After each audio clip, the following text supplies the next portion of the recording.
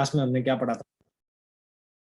Last class में हमने क्या पढ़ा था? डिस्प्लेसमेंट वेक्टर के बारे में पढ़ा था, कुछ डिस्कशन लिया था शायद, दोनों काम किए थे ना शायद। चेक पॉइंट टू का डिस्कशन लिया था, फर्स्ट 10 क्वेश्चन, है ना। तो बच्चों अभी डिस्कशन हम बाद में लेंगे, पहले हम स्टार्ट करेंगे प्रोडक्ट ऑफ वेक्टर, ठीक है ना। हाँ, तो आज पूरी क्लास में हमें पढ़ना है प्रोडक्ट ऑफ वेक्टर।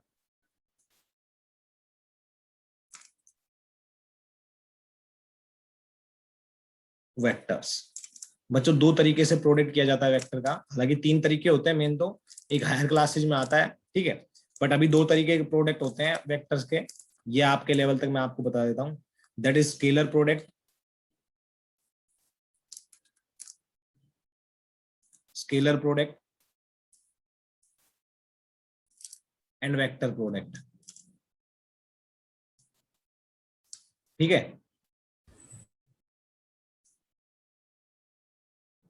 समझ में आया नहीं आया? एक स्केलर प्रोडक्ट होता है, एक वेक्टर प्रोडक्ट होता है। तो बच्चों जब स्केलर प्रोडक्ट की बात हम करेंगे, किसकी बात करेंगे? स्केलर प्रोडक्ट की, ठीक है। तो स्केलर प्रोडक्ट ही आज हमें पढ़ना है मेन, तो फिर उसके बाद में हम डिस्कशन स्टार्ट कर देंगे। स्केलर प्रोडक्ट को हम डॉट प्रोडक्ट भी बोलते हैं, ठीक है ना। स्केलर प्रोडक्ट को हम डॉट प्रोडक्ट भी बोलते हैं। ध्यान से सुनना है सभी ने और अच्छे से समझना है, ठीक है ना बच्चों? यस। तो वेक्टर प्रोडक्ट होते हैं या वेक्टर मल्टीप्लिकेशन होता है, वो दो तरह का होता है, स्केलर प्रोडक्ट और vector product.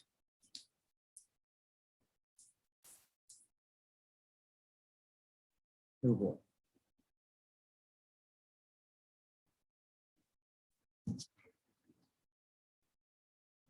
Wait wait,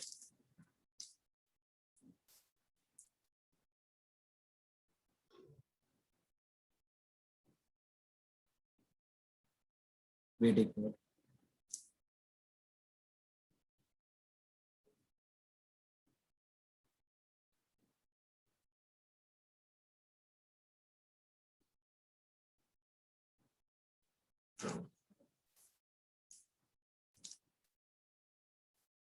yes, आ जाओ बच्चों। अब देखो, डॉट प्रोडक्ट होते हैं हमारे पास। पहली बात तो प्रोडक्ट ऑफ वेक्टर दो तरह के होते हैं, एक स्केलर प्रोडक्ट होता है, एक वेक्टर प्रोडक्ट होता है। स्केलर प्रोडक्ट मतलब सिंपल सी बात है, नाम से ही आ रहा है स्केलर प्रोडक्ट, वो प्रोडक्ट ऑफ वेक्टर जिसमें रिजल्ट क्या?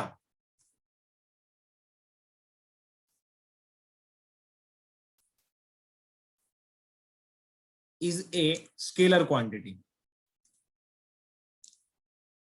जिसका रिजल्ट क्या है? स्केलर क्वांटिटी है। किन्हीं भी दो प्रोडक्ट, दो वेक्टर का आप प्रोडक्ट करो, ठीक है। जब प्रोडक्ट करोगे अगर वो रिजल्ट स्केलर क्वांटिटी आ रहा है, it means that is scalar product, और we can say dot product, ठीक है ना। हाँ, तो इन्हीं के बारे में हम आज पढ़ेंगे। बेसिकली इसको रिप्रेजेंट किया जाता है कैसे, वो देख लेना एक बार। ए डॉट बी, अगर दो वेक्टर है हमारे पास ए एंड बी, और आप उसका डॉट प्रोडक्ट कर रहे हो, तो उसको रिप्रेजेंट करते हैं ए डॉट बी, ठीक है। हाँ, ये होता है magnitude of A and magnitude of B into cos of angle between A and B. मतलब हमारे पास अगर एक वेक्टर ये है, मान लो ए, ठीक है। अभी भी वॉइस ब्रेक कर रही क्या?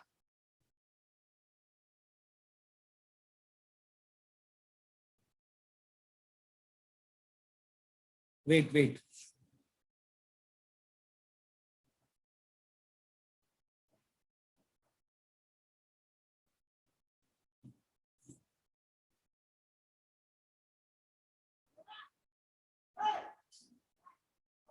वेट बच्चों।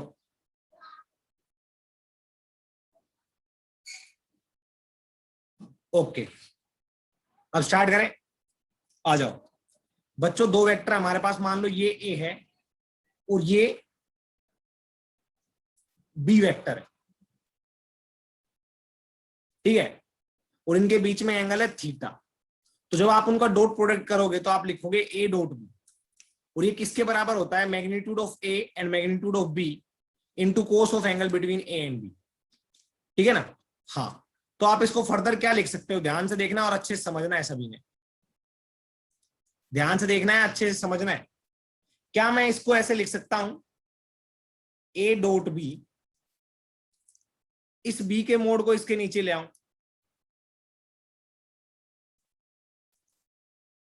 और इधर लिख दूं magnitude of A cos theta, ऐसे। या फिर मैं दूसरे तरीके से इसको ऐसे भी लिख सकता हूं कि मैं लिखूं ए डॉट बी, ठीक है, और ए का मोड इधर ले आऊं, मैग्नीट्यूड ऑफ ए ले आया, तो बच्चों आपको नजर आएगा यहां पे बचेगा, वो क्या बचेगा, B cos theta, magnitude of B cos theta. अब बेसिकली ध्यान से देखोगे, क्या मैं इसको एक यूनिट वेक्टर लिख सकता हूं, ध्यान से देखना, क्या मैं इसको एक यूनिट वेक्टर लिख सकता हूं, ए कैप, यस, और ये क्या हो जाएगा, बी वेक्टर, यस। तो बी मोड कोस थीटा, आप ध्यान से देखोगे तो बच्चों अगर ये वेक्टर ए है तो इसका आप देखना ध्यान से, इसका आप इधर कंपोनेंट लोगे, प्रोजेक्शन लोगे, प्रोजेक्शन क्या होता है, परछाई। मान लो आप अगर ऊपर से लाइट डालो तो इतने एरिया पे ए की परछाई बनेगी, सॉरी बी की परछाई बनेगी ए के ऊपर, बी की परछाई बनेगी ए के ऊपर, वह इतनी बनेगी ना अगर लाइट आप ऐसे ऊपर से डालोगे तो। इसको हम बोलेंगे that is B mod cos theta, और we can say projection of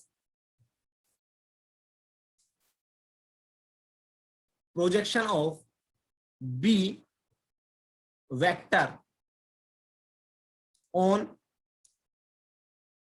A vector. यहां तक समझ में आया सभी को, जल्दी बताओ शाबाश, यहां तक किसी को समझ में आया कि डॉट प्रोडक्ट रिप्रेजेंट ऐसे किया जाता है ए डॉट बी, और वो किसके बराबर होता है, magnitude of A, magnitude of B and cos of angle between A and B. ये तो एक तरीका हो गया। अगर आपको ए डॉट बी निकालना है तो आप ए का मैग्नीट्यूड निकाल लो, बी का मैग्नीट्यूड निकाल लो और उनके बीच का एंगल से मल्टीप्लाई कर दो, ए डॉट बी आ जाएगा, ठीक है, यस, अच्छी बात है। अब मैंने क्या किया, ए को उठा के मैं इसके नीचे ले आया, ए के नीचे, तो ये ए कैप हो गया, और इधर क्या बच गया, that is projection of B on A, है ना। तो मैं इधर लिख दूंगा projection of vector B on A, ठीक है, समझ में आया, यस। तो आप इसको ऐसे भी कर सकते हो, समझ में आया। आगे चलते हैं, थोड़ा और समझते हैं, धीरे धीरे सभी चीजें समझ में आएंगी, ठीक है ना बच्चों, ओके। अब बच्चों मैं करूंगा डॉट प्रोडक्ट आई कैप का आई कैप के साथ, ये वेक्टर है दोनों यूनिट वेक्टर, तो इसको उसी फॉर्मूले से करेंगे कि हम जानते हैं सर ए डॉट बी का क्या होता है फॉर्मूला, वो होता है ए का मैग्नीट्यूड बी का magnitude equals to A dot B, A का मैग्नीट्यूड बी का magnitude into cos of theta between A and B, समझ में आया, यस, लिख दोगे। ऐसे ही आई डॉट आई निकालो, आई डॉट आई कैप, क्या आई का मैग्नीट्यूड पहले वाले का, यस, 1 आएगा, दूसरे वाला भी यूनिट वेक्टर है, इसका भी 1 आएगा, into cos of angle between I and I, ये आई है, ये जे है, ये आई, ये जे और ये के, तो आई का आई के साथ निकालोगे तो एंगल क्या आएगा, 0 डिग्री, तो आप सीधा लिख दोगे 1, मतलब आई डॉट आई 1। सिमिलरली जे का जे के साथ निकालो, तो जे डॉट जे, तो जे इज ए यूनिट वेक्टर, दूसरा जे भी यूनिट वेक्टर, और जे का जे के साथ एंगल क्या आएगा, 0 डिग्री, सोल्व करोगे तो क्या आएगा 1।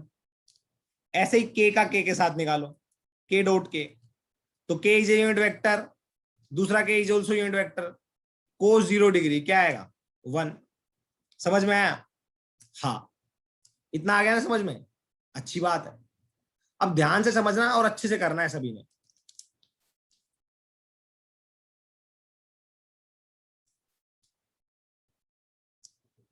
ठीक है, ये 90 डिग्री के एंगल है।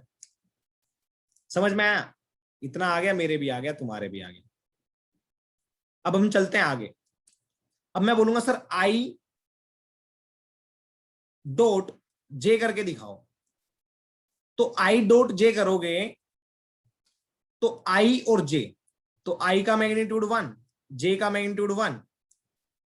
ऐसे भी लिख सकते हो, ऐसे भी लिख सकते हो। ये बच्चों मोड लिख रखा है मैंने, ध्यान देना, ये मोड है। अगर ध्यान से आप इसको ऐसे लिखो, वरना डायरेक्ट मैग्नीट्यूड भी लिख सकते हो। आई का मैग्नीट्यूड 1, जे का मैग्नीट्यूड 1 इंटू कोस ऑफ, आई और जे के बीच में एंगल कितना है जल्दी बताओ, शाबाश जल्दी बताओ। आई और जे के बीच में एंगल कितना है बच्चों? आई और जे के बीच में एंगल कितना है?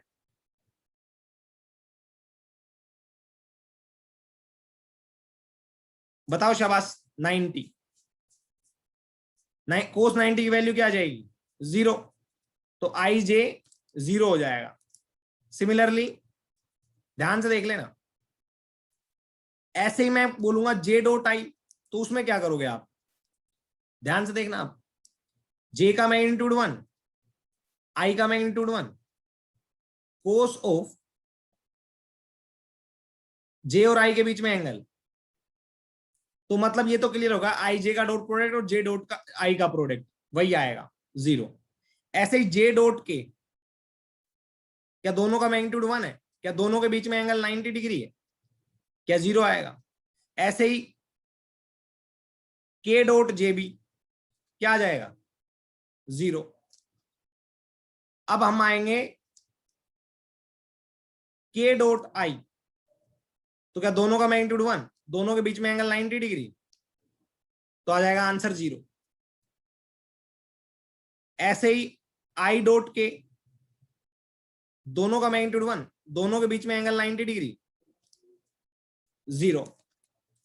समझ में आया नहीं आया? यहां तक किसी बच्चे को कोई डाउट, कोई परेशानी हो तो बताओ कि हम किन्हीं भी दो यूनिट वेक्टर्स का डॉट प्रोडक्ट करते हैं तो क्या क्या आंसर आता है। अगर सेम यूनिट वेक्टर्स का करोगे, आई आई का, जे जे का, के का, तो 1 आएगा, और डिफरेंट का करोगे तो हमेशा क्या आएगा? 0। समझ में आया ना बच्चों? हाँ। अब आगे बात चलती है किसकी? कोई भी दो वेक्टर उठा लो, उनका डॉट प्रोडक्ट कैसे करेंगे। जैसे मान लो हमारे पास एक वेक्टर है ए, दैट इज, हम लिख देते हैं इसको 2i plus 3j plus 4k, या इसको पहले फॉर्मुलेटी के लिए लिख दूं तो वो अच्छा रहेगा, थोड़ा आप अच्छे से कर पाओगे। एक वेक्टर है हमारे पास ए, इसको लिख देते हैं axi plus ayj plus azk। B, इसको लिखोगे bxi plus byj plus bzk। बच्चों इन दो का डॉट प्रोडक्ट निकालोगे आप, तो आप बोलोगे a dot B equals to axi ayj azk dot product with bxi byj and bzk। समझ में आया? जब आप i का i के साथ करोगे तो ठीक है, हम लिख देंगे ax bx। आप क्या कर रहे हो? i का i के साथ करके देख रहे हो, है ना? हाँ, तो ax bx i dot i कर दोगे, अच्छी बात है। अब दूसरा करोगे i का आप j के साथ में, मतलब इसके साथ, मतलब इसके साथ, और फिर इसका इसके साथ करोगे ना, ऐसे ही बच्चों? अरे हाँ कि ना? तो दूसरा करोगे तो आप लिखोगे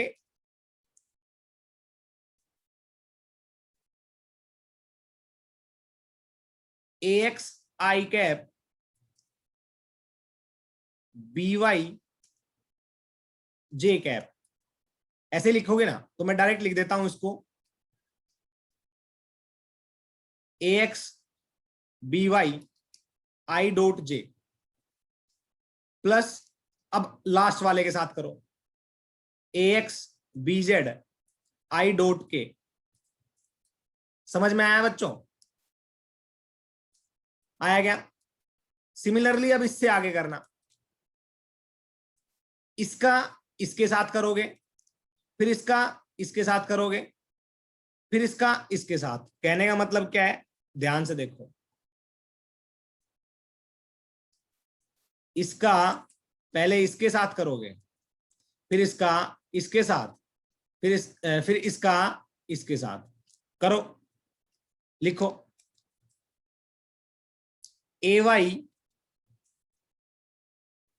ध्यान से देखना सभी, इसको मैं मिटा देता हूं एक बार। ए वाई का किसके साथ, बी एक्स के साथ, ए वाई बी एक्स आई, ये जे है और ये आई है, तो आप लिखोगे J dot I plus A Y का बी वाई के साथ,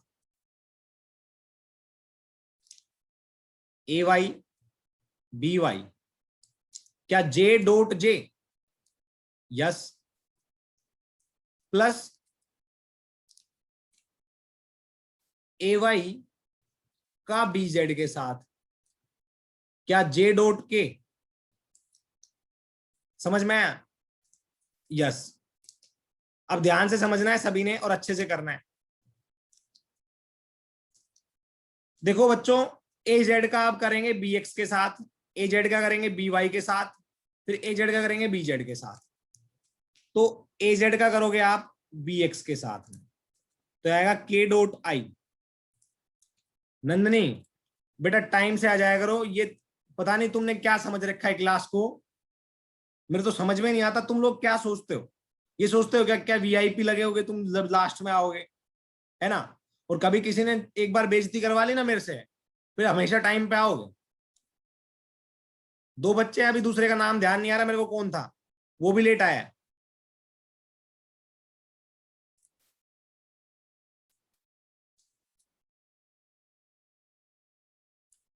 तुम लोग पता नहीं क्यों लाइट लेते हो सभी चीजों को।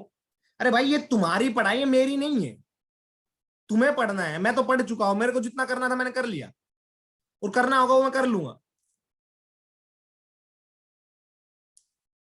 तुम्हारी पढ़ाई है, तुम्हारा करियर है भाई। आज इन डॉक्टरों की कमी से ही लोग मरे हैं, तुम्हें पता हो तो।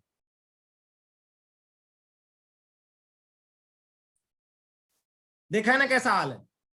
100% महाराष्ट्र सरकार ने 100% नर्सिस का रिक्रूटमेंट किया है, मतलब जितनी नर्सिस उनके पास थी उतनी ही और रिक्रूटमेंट की है। ये तो नर्स की हालत बता रहा हूं मैं, और डॉक्टर्स का भी यही हाल था गवर्नमेंट में, हॉस्पिटल्स में। तुम अपने पढ़ाई को लाइट ले रहे हो। देखो ध्यान से आओ, ए जेड का बी एक्स के साथ करोगे तो ये लिखोगे, अब ए जेड का बी वाई के साथ करोगे तो क्या लिखोगे, के डॉट जे कैप प्लस, अब बच्चों ए जेड का बी जेड के साथ लिखोगे तो के डॉट के। अब आपको पता है बच्चों, आप सभी जानते हो इसकी वैल्यू क्या आएगी, आई डॉट आई की वैल्यू 1, आई डॉट जे की वैल्यू 0, आई डॉट के की वैल्यू 0 आएगी ना? हाँ। सिमिलरली जे डॉट आई की वैल्यू 0 और जे डॉट के की वैल्यू 0 और जे डॉट जे की वैल्यू 1। सिमिलरली के डॉट आई की वैल्यू 0, के डॉट जे की वैल्यू 0, के डॉट के की वैल्यू 1। तो हमारा फाइनली जो रिजल्ट आएगा वो कुछ ये आएगा,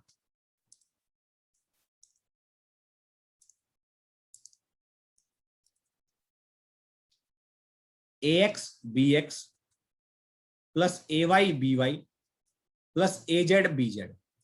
बच्चों बेसिकली ये बात थी, मैं आपको करवा तो डायरेक्ट लेता और रटवा भी देता, पर मैं ये भी बताना चाहता था ये आया कैसे, पहली बात है ना?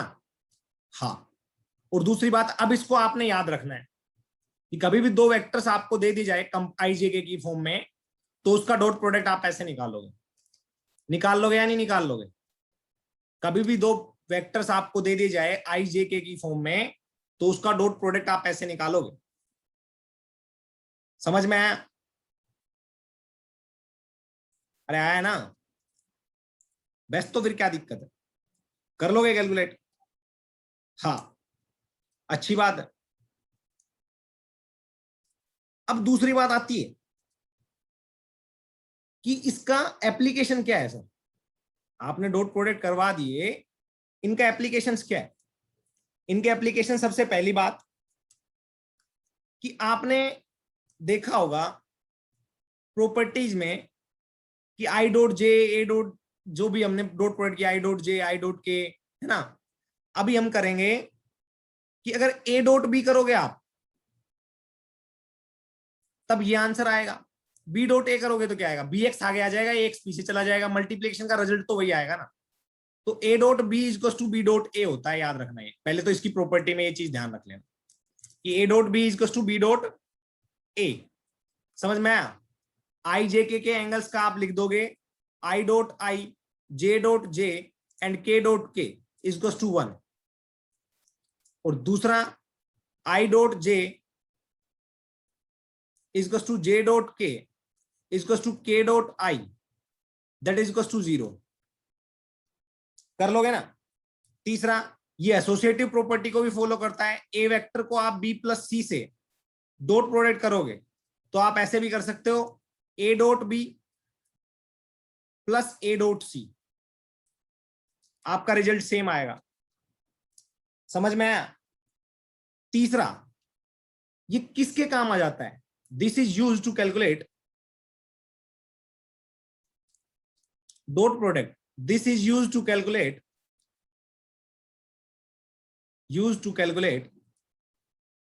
angle between two vectors. Calculate angle between two vectors. दो वेक्टर के बीच में एंगल निकालना कैसे, मैं बताता हूं आपको। आपसे कोई दो वेक्टर दे दिए जाएंगे,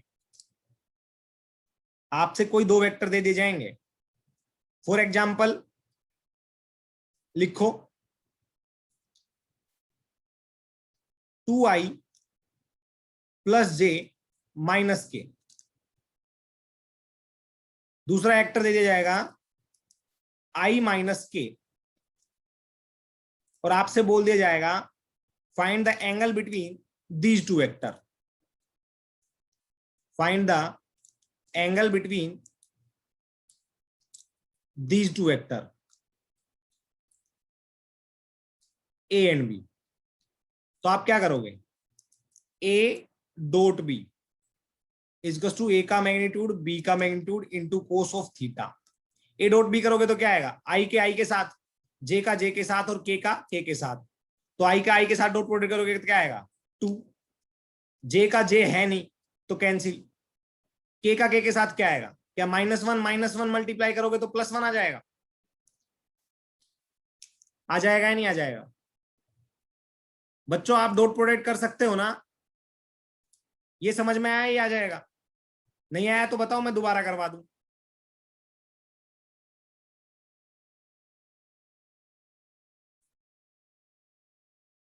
आया समझ में? एक बार फिर से बता रहा हूं, देखो एक बार ध्यान से।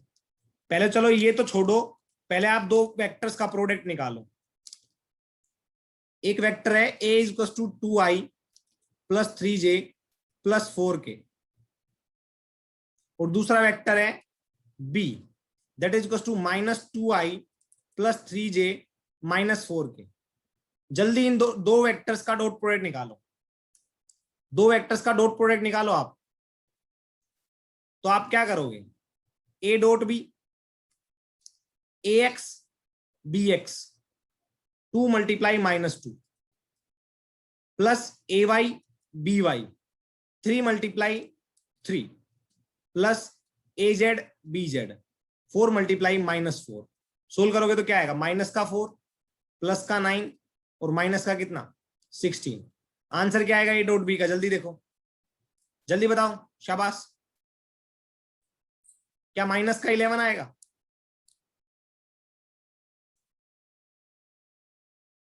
अरे समझ में आया? इससे पहले डॉट प्रोडक्ट नहीं निकाला है क्या? अभी हमने यही तो निकाला था इससे पहले। देखो देखो एक बार ध्यान से,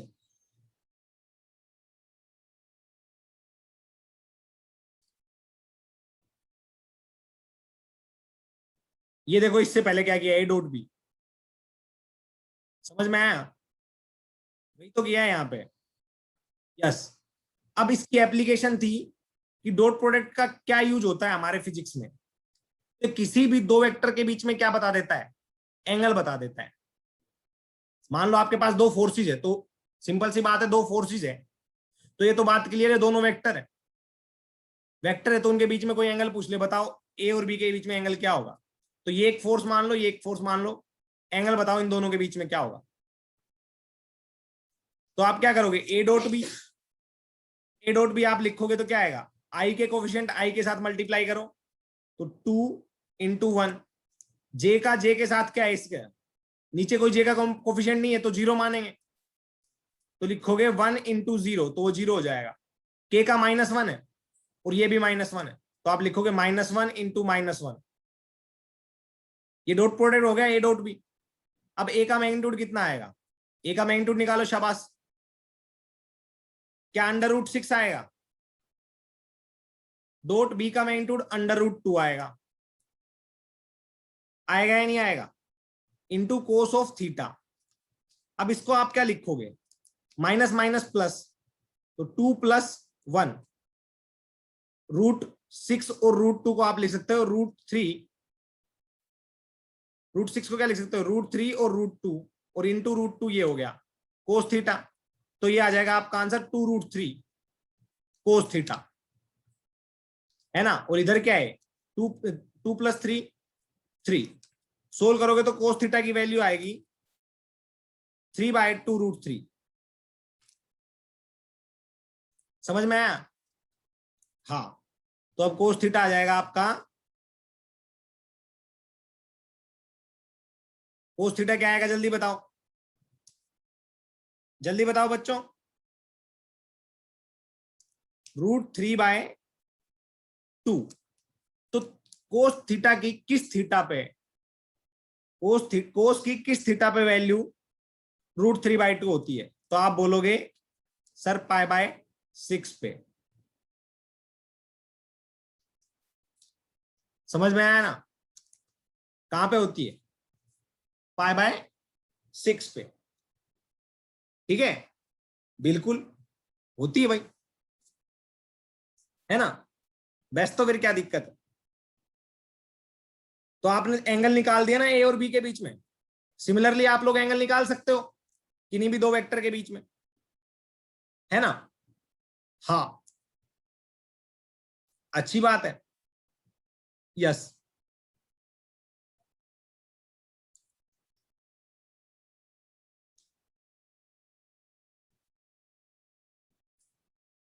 हाँ 30 डिग्री लिखा तो चलेगा, पर ऑप्शन में क्या मैच कर रहा है ये भी तो है ना। तुम्हारा पेपर सब्जेक्टिव तो आएगा नहीं, ऑब्जेक्टिव भी आएगा, है ना। सब्जेक्टिव आता हो तो कुछ भी लिख दो, पर ऑब्जेक्टिव में तो ऑप्शंस के अकॉर्डिंग आप देखोगे ना कि π/6 लिखा हुआ या 30। अब अगर आपको π/6 का पता ही नहीं, वो 30 के बराबर होता है, तो आप ऑप्शन में नन ऑफ दिस चूज कर लोगे। तो इसलिए आपको 30 को रेडियंस में कैसे लिखते हैं ये कैलकुलेट करना आना चाहिए, है ना यदनेश।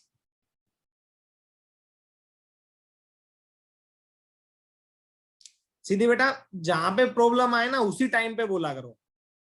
ये जो मतलब स्टार्टिंग से फिर से बताना वो बहुत डिफिकल्ट हो जाता है। आपको जहां पे प्रॉब्लम आए वहीं पे बोल दो सर यहां से समझ में नहीं आया। अरे ए डॉट भी करना जानते हो ना इन दो वेक्टर का, ये बताओ मेरे को। ए डॉट भी करना जानते हो ना? यहाँ पे ए डॉट बी तो पुट किया है आपने, और इधर क्या है, ए का मैग्नीट्यूड और बी का मैग्नीट्यूड। तो ए का मैग्नीट्यूड निकाल लो, बी का मैग्नीट्यूड निकाल लो, √6 √2 कोस थीटा। अब ये 3 आ गया, √6 को मैं लिख सकता हूं √3 एंड √2 का प्रोडक्ट। तो एक अब बच गया मेरे पास √2 और √2, उसको मैंने 2 लिख दिया, और 3 है उसको √3 को √3 लिख दिया। अब इसको सोल्व करना है, वो मैथमेटिकली है, उसमें कोई मेरा रोल नहीं है। समझ में आया? कर लोगे ना? आपको कई बार ये बोल दिया जाता है prove that these two vector are perpendicular to each other. जैसे फॉर एग्जांपल बोल देगा 3i प्लस 4j। समझ में आया? और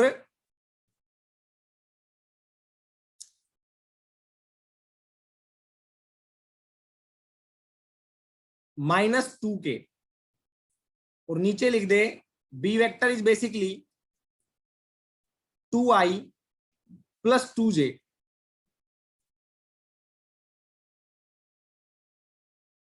to I plus 2j plus का 7k। आपसे बोले prove that these two vector are perpendicular to each other. तो आप ध्यान से देखो, ए डॉट बी करोगे,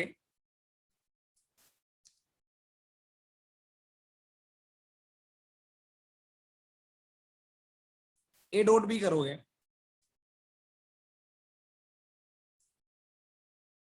वेट ए डॉट बी करोगे आप, तो आप ऐसे लिखोगे ए का मैग्नीट्यूड बी का magnitude into cos of theta. और अगर थीटा 90 डिग्री हुआ तो क्या ये टर्म 0 हो जाएगी? तो आप बोलोगे अगर ए और बी परपेंडिकुलर होंगे तो उनका डॉट प्रोडक्ट क्या आना चाहिए? 0। अगर ए एंड बी परपेंडिकुलर होंगे तो उनका डॉट प्रोडक्ट क्या आना चाहिए? 0। तो आप लिख दोगे ए डॉट बी, निकालोगे X B X 3 into 2 plus A Y B Y 4 into 2 plus A Z B Z -2 into 7। Solve करोगे तो आएगा 6 + 8 - 14 दैट इज इक्वल टू 0। समझ में आया? आया क्या? आया ना बच्चों? यस। अगर आपको इतना समझ में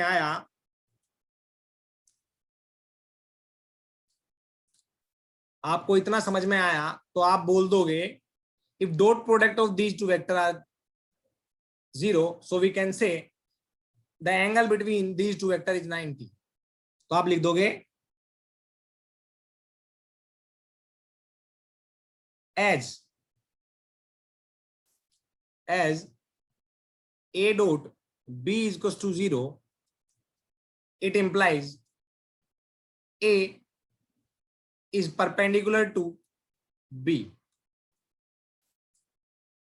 a is perpendicular to b, direct ऐसे लिख दोगे, परपेंडिकुलर का साइन है याद रखना, a is perpendicular to b। कई बार क्या दे दिया जाता है मैं बताता हूं आपको, कई बार क्वेश्चन ऐसे ना देके ऐसे दे दिया जाता है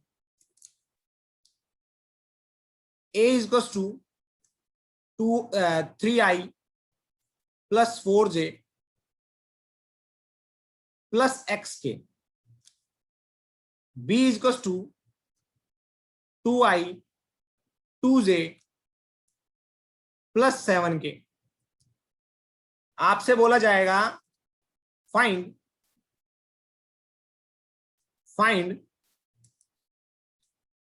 value of x if a is perpendicular to b।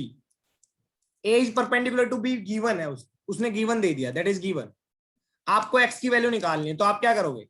If a is perpendicular to b it implies a dot b must be equals to 0, है ना? अकॉर्डिंग टू गिवन कंडीशन, फिर आप लिखोगे ax bx 6 ay by 8 plus az bz 7x equals to 0।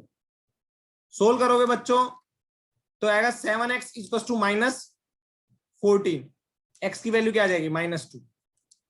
ऐसे भी question पूछ सकता है। तो क्या आप x की वैल्यू निकाल लोगे? अरे निकाल लोगे या नहीं? रिकॉर्डिंग। बच्चों जैसे मान लो ये वेक्टर है, ये बी वेक्टर है, ए का बी के अलोंग कंपोनेंट आएगा ए कोस थीटा, ए का इधर आएगा कंपोनेंट ए साइन थीटा। अगर आप ए डॉट बी लिखते हो तो ऐसे लिख दोगे, बी को आप इसके नीचे ले आओगे तो ये बी कैप बन जाएगा, मतलब यूनिट वेक्टर बन जाएगा। तो मैं बोलूंगा A dot B cap is equal to component of A along B. हाँ कि ना? तो आप बोल सकते हो कि डॉट प्रोडक्ट किस किस काम आता है। पहली बात, किन्हीं भी दो वेक्टर क्वांटिटी के बीच में एंगल निकालने के काम आता है। दूसरी बात किसी भी वेक्टर का दूसरे वेक्टर के अलोंग कंपोनेंट निकालने के काम आता है।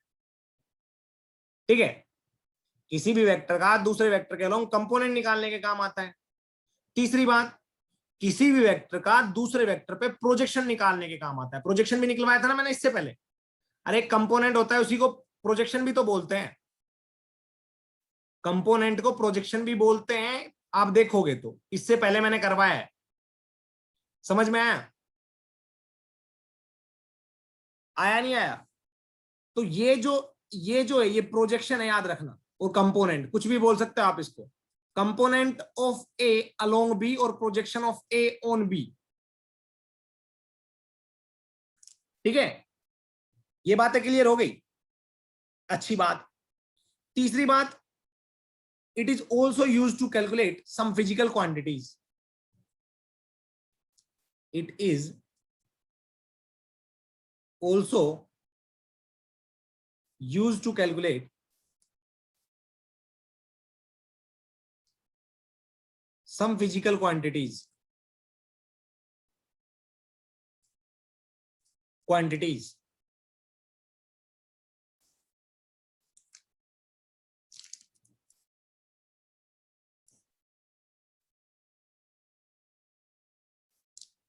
अब आप बोलोगे सर वो कैसे? मैं बताता हूं कैसे। देखना ध्यान से और अच्छे से समझना। आपको पता है वर्क क्या होता है? वर्क होता है फोर्स इनटू डिस्प्लेसमेंट का डॉट प्रोडक्ट।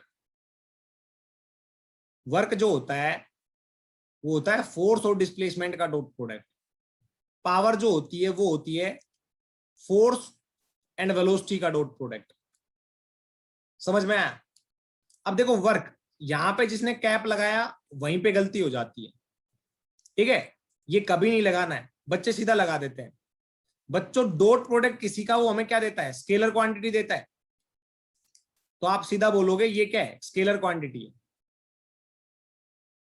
पावर है, this is the resultant of scalar product of what? F and V. तो ये भी क्या है? Scalar quantity, power.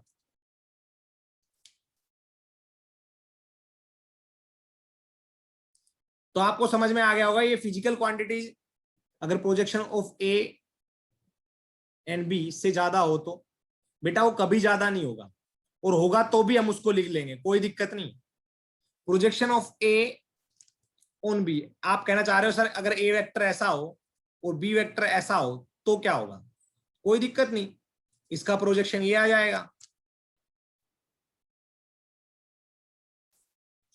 ये मान लो, इसको मैं पहले बी लिख देता हूं तुम्हारे अकॉर्डिंग, ये बी है और ये ए है, तो ये प्रोजेक्शन आ जाएगा बेटा, ये प्रोजेक्शन। समझ में आया? That is a cos theta. समझ में आया ना? तो घबराना नहीं, चाहे बड़ा हो चाहे ज्यादा हो। कई बच्चे सोच रहे हैं कि ये सर ये छोटा है तो प्रोजेक्शन तो फिर इस पे इतना ही लेंगे क्या? नहीं, कंप्लीट लेंगे ए कोस थीटा, याद रखना। शायद यही बात पूछ रहा था ना यदनेश? ओके, अच्छी बात। बच्चों ध्यान से देखना और अच्छे से समझना कि हमारे पास डॉट प्रोडक्ट, फिर से रिपीट कर रहा हूं, डॉट प्रोडक्ट स्केलर प्रोडक्ट होता है, इसका रिजल्टेंट जो आएगा वो हमेशा स्केलर क्वांटिटी होगा, याद रखना। दूसरी बात, A dot B is to A का मैग्नीट्यूड बी का मैग्नीट्यूड कोस ऑफ थीटा होता है, जहां पे थीटा क्या होता है? Angle between A and B vector होता है। इसकी एप्लीकेशन क्या होती है? पहली बात, ये projection of vector one on another vector calculate करने के काम आता है। दूसरी बात, ये projection component of one vector along along the direction of another vector, ये कैलकुलेट करने के काम आता है। नंबर 3, ये फिजिकल क्वांटिटी मेजर करने के काम आता है। समझ में आया क्या सभी को?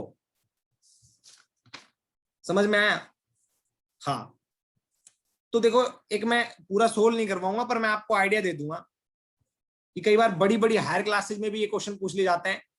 क्वेश्चन बहुत इजी लेवल का है, बट टेक्निकली स्ट्रॉन्ग इसलिए लगने लग जाता है कि थोड़ा कॉम्प्लिकेटेड लगता है फिगर। आपसे एक क्यूब दे देगा ऐसे,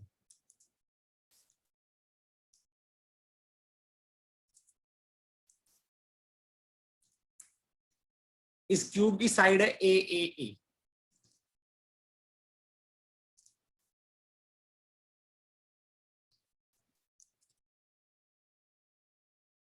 ए ए और ये भी ए। ये एक्स एक्सिस है, ये वाई एक्सिस है और ये जेड एक्सिस है। बच्चों मैं आपसे बोलूंगा, क्या ये फेस डायगोनल है? क्या इसको फेस डायगोनल बोलेंगे हम?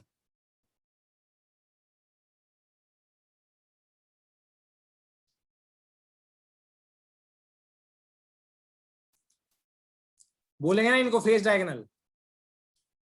बोलेंगे या नहीं?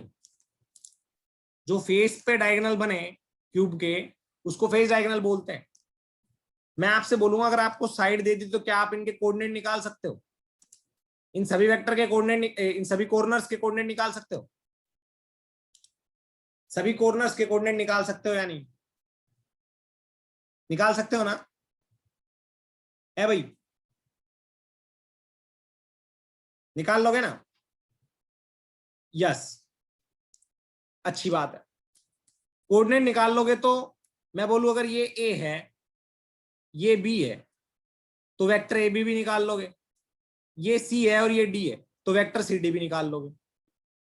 वेक्टर ए बी भी निकाल लोगे और वेक्टर सी डी भी निकाल लोगे। डिस्प्लेसमेंट वेक्टर निकाल लोगे ना जब कोऑर्डिनेट निकाल लोगे तो? हाँ कि ना? वेक्टर ए बी और वेक्टर सी डी निकाल लोगे ना, if you know the coordinates. अरे बताओ भाई, बताओ, कोऑर्डिनेट निकाल लोगे तो वेक्टर भी निकाल लोगे ए बी और सी डी, डिस्प्लेसमेंट वेक्टर। है भाई, या नहीं निकाल पाओगे?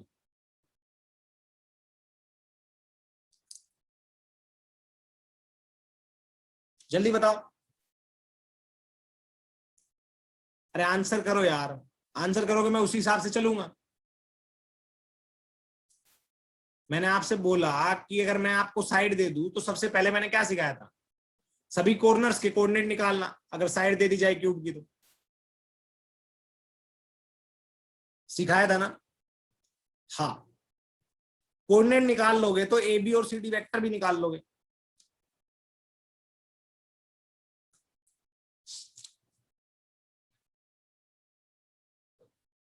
ए बी और सी डी वेक्टर भी निकाल लोगे। और अगर वेक्टर निकाल लोगे, अगर वेक्टर निकाल लोगे तो ए बी और सी डी के बीच में एंगल भी निकाल लोगे। तो vector A B, vector C D note करके ए बी का मैग्नीट्यूड और सी डी का magnitude into cos of theta करके, क्या आप थीटा निकाल लोगे? निकाल लोगे ना? हाँ कि ना? बिल्कुल। तो ऐसे भी क्वेश्चन पूछ लिए जाते हैं। एक क्यूबॉइड है, एक क्यूब है, उसके ये कोऑर्डिनेट्स हैं, तो दो वेक्टर्स थे फेस डायगोनल पे, तो उनका बताओ उनके बीच में एंगल क्या होगा? एक क्यूब के फेस डायगोनल के वेक्टर्स के बीच में एंगल क्या होता है? तो निकाल लोगे या नहीं निकाल लोगे? है भाई, निकाल लोगे ना? ओके, अच्छी बात है, हमें भी अच्छा लगा कि तुम निकाल लोगे। एंगल बेटा ये होगा ना इन दोनों के बीच में। एंगल कैलकुलेट करना है तो ये एंगल कैलकुलेट कर सकते हो ना। आपको पता है इस वेक्टर का मैग्नीट्यूड क्या होगा और इस वेक्टर का मैग्नीट्यूड क्या होगा? ये ए, तो ये √2 है, √2 है। डॉट प्रोडक्ट आप खुद से निकाल लो क्योंकि आपको पता है। तो थीटा भी तो निकाल लोगे, ये एंगल नहीं होगा इनके बीच में, थीटा ये निकालना है। समझ में आया? आया क्या बच्चों? सभी आंसर करें, एक दो बच्चे आंसर ना करें, सभी।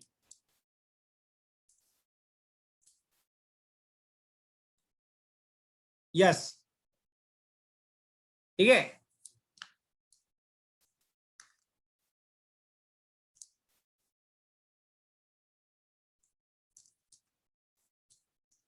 समझ में आया तो बोला करो, क्योंकि उससे थोड़ा लगता है कि बच्चे पढ़ रहे हैं या नहीं पढ़ रहे, वरना थोड़ा स्लो हो जाएंगे, और तो क्या है, अभी इनिशियल स्टेज ही है, कोई दिक्कत नहीं। पर आंसर करोगे ना उस हिसाब से। नो बोल दो, कोई दिक्कत नहीं, जब समझ में नहीं आया तो नो भी बोल दो भाई। ओके, ऐसे ही आपसे बोल दे, मान लो ये डायगोनल है, ये इसको बोलते हैं बॉडी डायगोनल, इसको बोलते हैं फेस डायगोनल, इसको बोलते हैं बॉडी डायगोनल।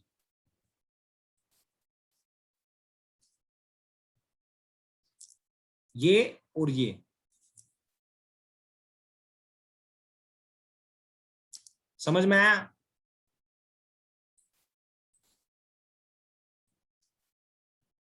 दोनों को वेक्टर फॉर्म में लिख सकते हो। क्वेश्चन पूछ लेगा, बताओ इनके बीच में एंगल क्या होगा, ये थीटा। क्वेश्चन पूछ लेगा, बताओ इनके बीच में एंगल क्या होगा, ये थीटा है भाई। निकाल लोगे क्या?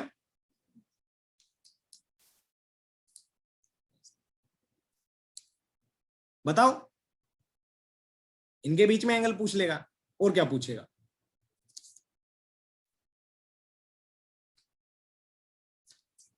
हाँ श्रुति बोलो, कोई दिक्कत नहीं। श्रुति, हैंड रेज किया था बेटा आपने। श्रुति, एनी डाउट? नहीं ना? नहीं है? ओके, कोई दिक्कत नहीं। अच्छा, तो बच्चों आज का काम देखो तुम्हारा क्या है। आज का काम तुम्हारा क्या है वो बता देता हूं। 2.2 तो आपने कर लिया है ना, इसका डिस्कशन ले लेंगे कल ही इसके साथ में। 2.3 में डॉट प्रोडक्ट के जितने भी क्वेश्चन है, ऐसा डॉट प्रोडक्ट के जितने भी क्वेश्चन हैं, सोल्ड हो चाहे अनसोल्ड हो, 2.3 के सभी कर लेना। और अप टू 40 चैप्टर एक्सरसाइज में, अप टू 40 जितने भी डॉट प्रोडक्ट के क्वेश्चन है वो सभी कर लेना। समझ में आया? समझ में आया क्या? फिर भी मैं आपको बता देता हूं 2.3 में कौन कौन से करने हैं। चेक पॉइंट 2.3 में लिख लेना कौन कौन से क्वेश्चन करके लाने कल। 1, 2, 3, 4, 5, 6, 7,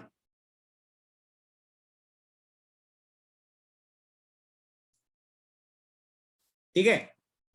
ओके, 7 तक क्वेश्चन करने हैं, 2.3 के 7 तक क्वेश्चन करने। आगे सुनो, चैप्टर एक्सरसाइज 12 तक तो आपने कर लिए थे,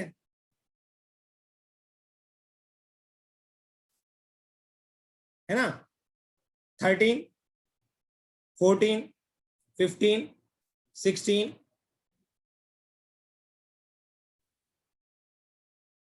18,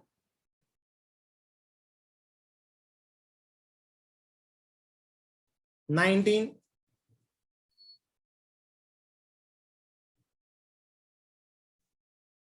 20,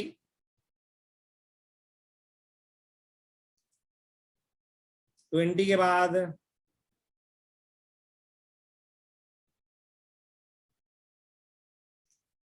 22,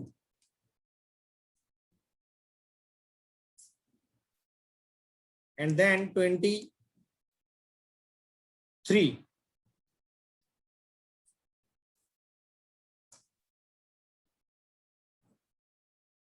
25, 26,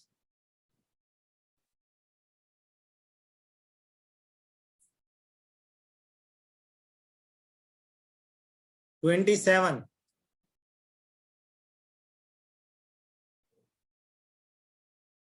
30,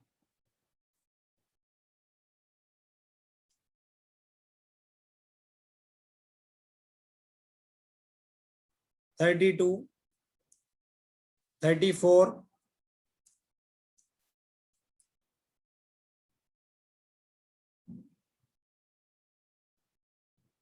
किसी में भी लिखो बेटा, कोई दिक्कत नहीं, नई नोटबुक में करो चाहे किसी में करो, होमवर्क करना है बेसिकली। 34, होमवर्क के लिए चाहे अलग से नोटबुक बना लोगे तो अच्छा रहोगे, है ना। कुछ कॉन्सेप्ट होगा वो नया बताऊंगा मैं, तो उसको आप अपने नोट्स की नोटबुक में लिख लेना। मैं चाहता हूं नोट्स तुम्हारे बिल्कुल कोइंसाइड हो, बिल्कुल शॉर्ट नोट बन जाए तुम्हारे। इसलिए क्वेश्चन की प्रैक्टिस जो मैं यहाँ पे करवाता हूँ क्लास में, वो तो नोट्स में लिखो, बट जब डिस्कशन करवाता हूँ वो तुम अपने इसमें लिखोगे, प्रैक्टिस नोटबुक में ही, और एक्सरसाइज भी खुद से करोगे तो प्रैक्टिस नोटबुक में ही, ठीक है। हाँ, कुछ नए कॉन्सेप्ट बता देता हूँ डिस्कशन के टाइम, वो नोट्स में लिखो। 35, 36, ठीक है, 37,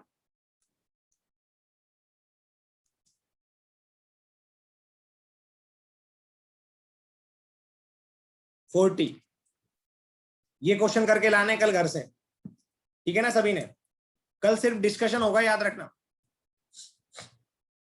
कल सिर्फ डिस्कशन होगा।